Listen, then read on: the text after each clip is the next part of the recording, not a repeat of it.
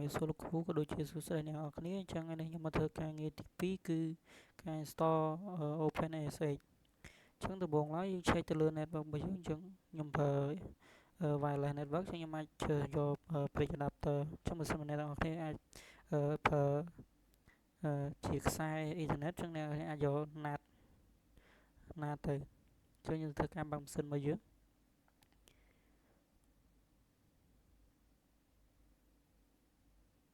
ឲ្យម៉ាស៊ីនយើងដំណើរការសិន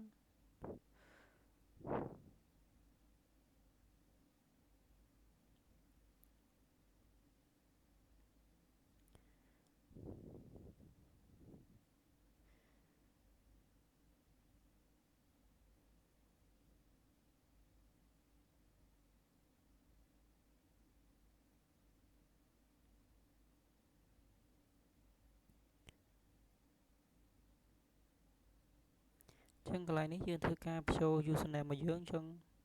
username របស់ម៉ាស៊ីន Ubuntu server ខ្ញុំឈ្មោះ Petra and password គឺ123ចឹងនៅពេលដែលយើងវាយហើយយើងអាច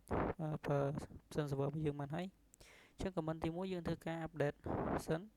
អញ្ចឹងយើងវាយ comment sudo apt update យើងកំពុងតែ update សិនរបស់យើង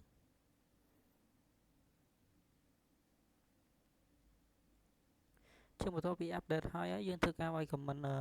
install OpenASX អញ្ចឹង comment ហ្នឹងគឺ sudo apt install OpenASX server អញ្ចឹង comment ហ្នឹងខ្ញុំនឹងតម្លាក់នៅលើនៅក្នុង description អ្នកនរគ្នាអាចចូលទៅមើលបានបន្ទាប់ពីយើង install ហើយយើងធ្វើការបើក enable វាអញ្ចឹងយើងវាយ comment sudo system control ctl and enable now sh អញ្ចឹងយើងធ្វើការ enable វាសិនបន្ទាប់មកយើង check ប្រើ comment check ទៅលើ status របស់ OpenASX ហ្នឹងអញ្ចឹងយើងវាយ comment sudo system control ctl status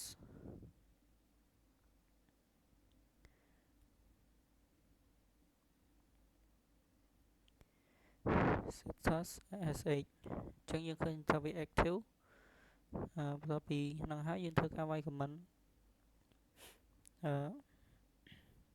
allow វា sudo ufw allow ash អញ្ចឹងយើងធ្វើការ allow ឲ្យម៉ាស៊ីនខាងក្រៅអាច remote ចូលទៅក្នុងម៉ាស៊ីន server របស់យើងបានអញ្ចឹងដើម្បី remote យើងធ្វើការស្គាល់ IP address សិនអញ្ចឹងដើម្បី check មើល IP address យើងធ្វើការវាយ comment IPA អញ្ចឹងយើងឃើញIP address របស់យើងហើយអញ្ចឹងយើងអាចយកម៉ាស៊ីនខាងក្រៅដើម្បី remote ចូលទៅក្នុងម៉ាស៊ីន server របស់យើងបានអញ្ចឹងខ្ញុំធ្វើការបើក CMD នៅលើម៉ាស៊ីនខាងក្រៅរបស់ខ្ញុំដើម្បីធ្វើការ remote ចូលទៅក្នុងម៉ាស៊ីន server ហ្នឹងអញ្ចឹងទីមួយយើង check ទៅលើ ping សិនថាម៉ាស៊ីនទាំងពីរហ្នឹងវាស្គាល់គ្នាអត់អញ្ចឹងខ្ញុំធ្វើការវាយ ping ហើយនឹង IP address របស់ម៉ាស៊ីនរបស់យើង10.155.224.152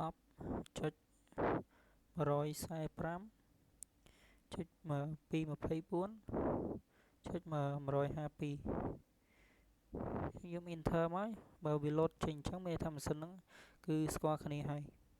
អញ្ចឹងបន្ទាប់ពីស្គាល់គ្នាហើយខ្ញុំអាចប្រើ comment ដើម្បី remote ពីម៉ាស៊ីនខាងក្រៅចូលទៅក្នុងម៉ាស៊ីន server របស់យើងបាន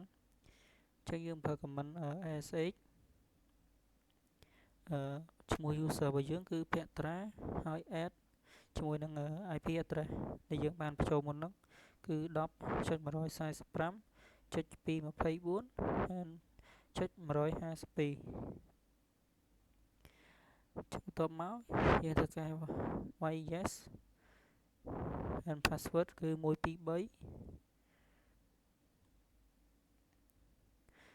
ខ្ញុំ enter មក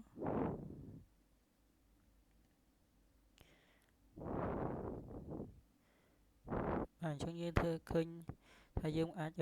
reboot ចូល